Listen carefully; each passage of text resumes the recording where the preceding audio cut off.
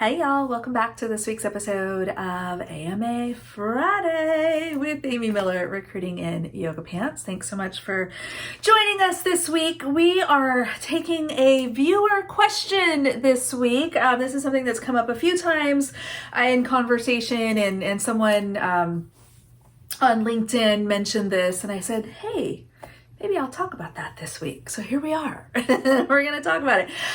So this is an increasingly common scenario, I think, and it's around moving from contract to full-time. So a lot of us will look at contract roles or consider accepting a contract role because we are really looking for that foot in the door. We're taking that contract role with the understanding and expectation that we want to be converted and we want to be full-timers with the organization. So this is not uncommon.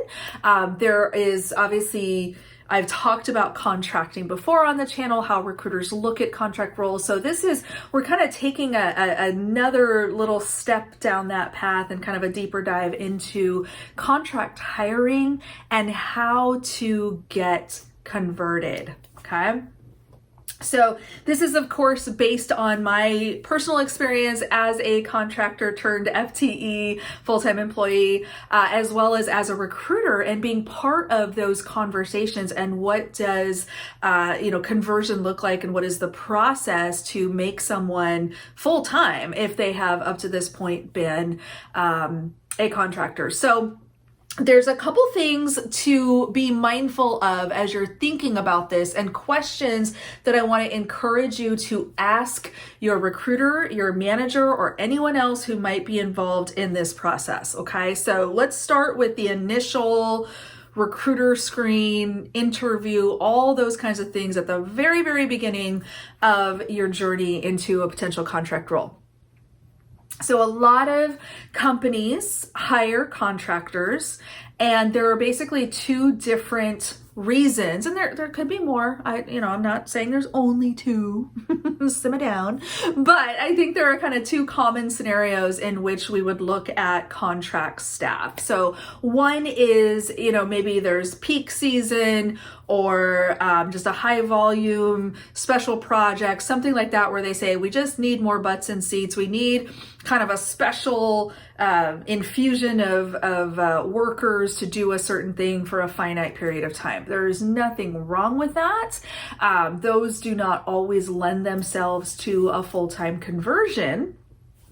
But it's okay to want to ask the question and kind of go in, eyes wide open. You want to know, hey, is there a definitive end date?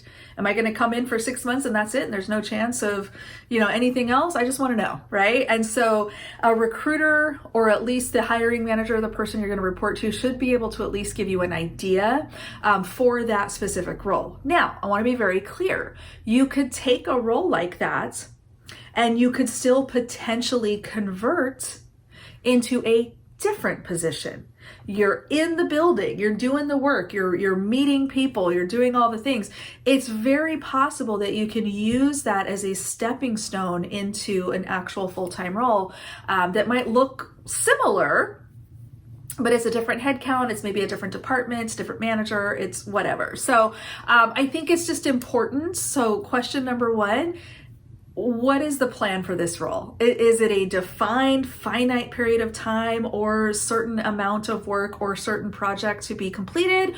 Or is it more of a feeder role, a contract to hire, where, hey, for the right person, we would actually make this a full-time job, or we would create a full-time opening for you? So that's an important question, and one that you should talk to the recruiter about for sure. And then, once you know that and you're willing to take that chance, how do you then get converted?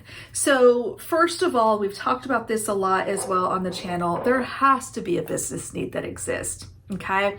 As much as we'd love to just make jobs, and I could be the job fairy and just give everybody, you get a job and you get a job and you get a job. My magic wand doesn't work that way. Okay. Just so we're clear, I do not have the capability to just make people jobs. I wish I could. However, I got all the props. However, you certainly can, set the stage in the beginning of your interview or newly coming on board that, look, I'm here with this intention. I'm here because I want to convert to a full-time role. And so making that clear from the start and having those conversations and kind of check-ins regularly with your manager can be very beneficial. And it doesn't need to be every single conversation. You definitely don't want to be the annoying broken record, like every time you pass each other in the hallway. Hey, when can I get converted? Hey, when can I get converted? That would get annoying. So I think you just want to stay top of mind. You want to, again, kind of continually signal that intention, like, hey, I've been here 3 months now. I'm really enjoying it. Just, quick reminder, I'd really love to go full time if that's something that's possible for me down the road. So just those little reminders can be obviously super beneficial. I've also known people, and I'm not saying you shouldn't do this. I'm not saying you should. I'm not saying you shouldn't either. But I've definitely had friends that over the years in various capacities, even recruiting capacities sometimes, where, they're happily plugging along in their contract role. And yeah, they'd love to go full time with the company and it just hasn't, come up yet or whatever. And then they interview somewhere else and they secure another potential full-time opportunity or offer.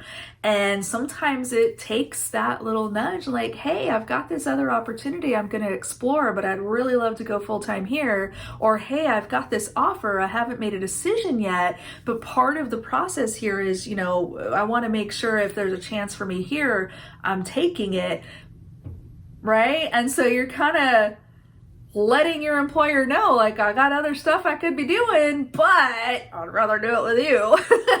So, and I know that, as I'm explaining this, I'm hearing myself going, gosh, that's a little manipulative. But you know what? You got to do what you got to do, okay? If that is your intention and you are able to secure other interviews, other offers, do it. I would rather you make a decision with all of the options in front of you and all of the potential choices that you could make than just feel pigeonholed into, waiting for your company to get their stuff together. So that's another thing to think about. There's nothing wrong with that. You have to look out for yourself 100%. You have to be the one to, take the chances and have the conversations and take the interviews and consider the offers that get you where you want to go. So that's that. Last little bit I'll leave you with. I'm actually surprised how quickly our time has passed. Our last couple of minutes here, I want to talk about the contract to full-time interview process. So it is very easy for us to think, well, I'm already doing the job. Why wouldn't I pass the interview? Why wouldn't they hire me? And I remember one of the very early contract roles I was in, this was probably, oh my gosh, like 2002 maybe, something like that. And I remember interviewing for a full-time role and they asked me, why should we hire you? Which is a stupid question anyway, but whatever. And I said, well, I'm actually doing the job. So I feel like that is a good reason. Why wouldn't you? And y'all, that is a bad answer. Okay, that is a very, very bad answer, as I learned, and certainly, want to clarify for you all what is a better way to say that. So the idea or I guess the difference rather between a contractor and a full-time employee, we joke that there's a lot more meetings when you're a full-timer. That's not true. But there's also, you have to look at what is the interview data that we're trying to collect. So as a contractor, someone who's coming in to perform a function for a finite period of time, it is purely, can the person do the job? That's it. And I know you're probably wondering, well, what else do you want to know? Why would that be different from a full-time employee interview? And here's the difference. A contractor, again, you're coming in to do a specific function. That's it. We're not asking any additional questions. We're not digging into any kind of culture fit, whatever that means to you. We're not looking at kind of a long-term fit, potential for growth, those kinds of things. As a full-timer, we absolutely are. So, just to, again, kind of give you some real life examples, if you were to look at a company like Google, okay, Google has, this overall kind of culture of Googliness. So Google that, tell me what you come up with, because I worked at Google, I'm still not sure I know. But there is a culture fit there, right? There is kind of an underlying, like, how we interact with each other, how we work together, and those kinds of things are not necessarily vetted in a contract interview. Because again, we're just looking for, does this person fit the criteria for this role? Have they proven that they can do a job function? Now we're looking at that plus. We're looking at that and the culture fit. I personally think Amazon does a great job of this, so I'll just mention another big company that I usually don't mention on this channel. But I think, Amazon's leadership principles, right? So there's a big effort, and that's a big chunk of how Amazon hires is, obviously the technical and functional competencies need to be there, but then you also have this other culture fit that is how Amazonians interact with each other and work together, and you find leadership principles just all over the place and say them all the time. I would say Microsoft is probably doing something very similar, right? It's more of a, Microsoft has or they did when I was there, circles of impact. And so you're kind of looking at this broader, how is this person impacting their immediate team, the larger recruiting organization, the larger business group, company, and so on. And so those things we dig into during a full-time interview process versus simply being a contractor coming in to do a function. Last comment on that, I started at Microsoft as a contractor. I gave up a full-time job to be a contractor at Microsoft, and everyone thought I was insane.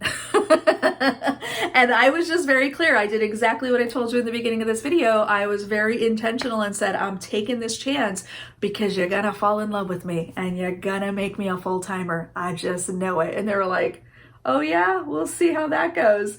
And y'all, 2 weeks later, that's right, you heard it here first, 2 weeks later, I was asked to interview for a full-time role. There was someone leaving the team, so a gap opened up, a business need arose, and I was asked to throw my hat in the ring and interview. And I said, okay, let's give it a try. And fortunately, I did pass that interview process and was offered a full-time role. So I spent about 6 weeks as a contractor at Microsoft, and I went full-time pretty quickly and spent the next 5 years there, which was a wonderful experience. So that's that. So I think contracting can be a wonderful foot in the door. I think you just want to have reasonable expectations of how long you're willing to contract, what are your intentions towards full-time, and just being very clear with your leadership team and recruiters and people who can kind of get you to the next step of what your intentions are. Even if it means I'm going to do this for now, and then the first full-time opportunity outside comes up, I'm out of here.